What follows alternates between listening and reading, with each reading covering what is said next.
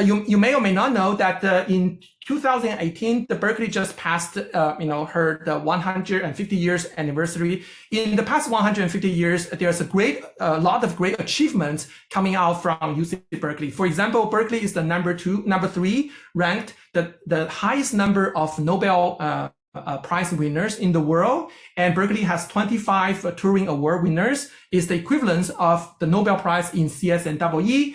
And Berkeley has a very strong athletic department. A lot of Olympic medalists graduated from Berkeley. Now, for our everyday normal consumers, you may want to know that Berkeley contributed a lot of significant advancements in the technology. For example, Berkeley invented the first free Unix system. So without the free BSD, today we may still pay a lot of money to use operating systems.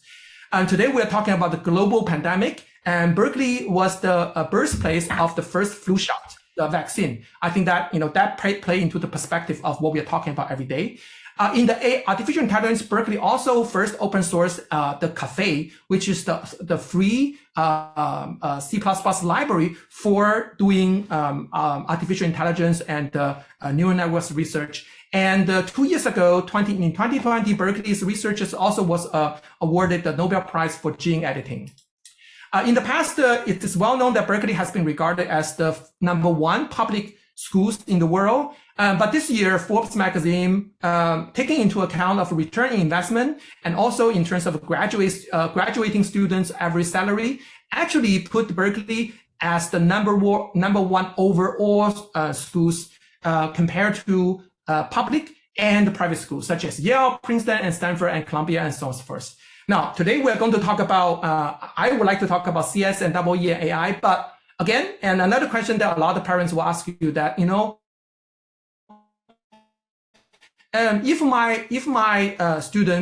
my children want to pursue something else, but may likely use CS or AI in their future career, is it learning CS and AI going to help them? Yes, my answer definitely is going to be yes. And for example, in Berkeley, not only our CS and EE are, I think, #1 in the world, and also share the #1 place with some other schools. And if you look into more diverse disciplines, for example, Berkeley is #3 in the business program and #2 in a lot of other undergrad engineering programs. In those programs, I have seen cross selection of dual degrees and the major and minor degrees. And a lot of students, not only their major is not in CS and EE, they can really get really good computer science education from Berkeley.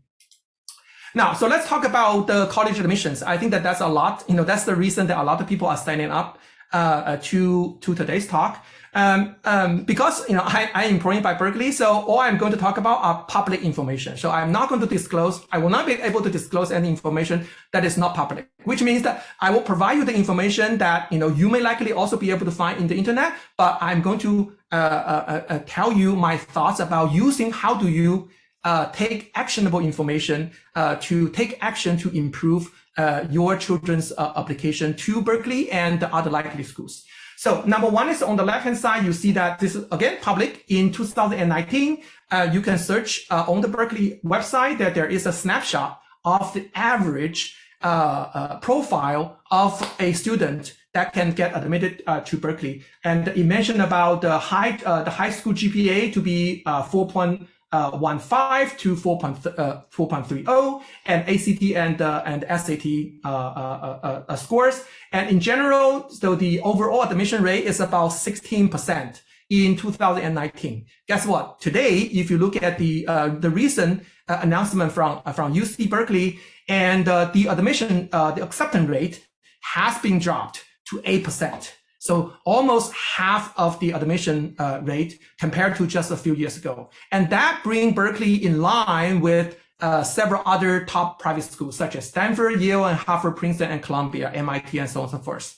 And in addition to that, we are also looking for students that has very high GPA that is higher than 4.0. And you guys know, probably more than me, that in order to get to a GPA that is more than 4.0, that taking into advanced placement courses are very, very important. The reason is because at the end, I mentioned that as from the perspective of admissions officers, when they look at the profile of the university, they are looking for verifiable qualifications. So therefore, if you have taken the AP courses, then and then having good scores, and the corresponding applicants will likely to also succeed in college when they are taking more senior classes when they go into college.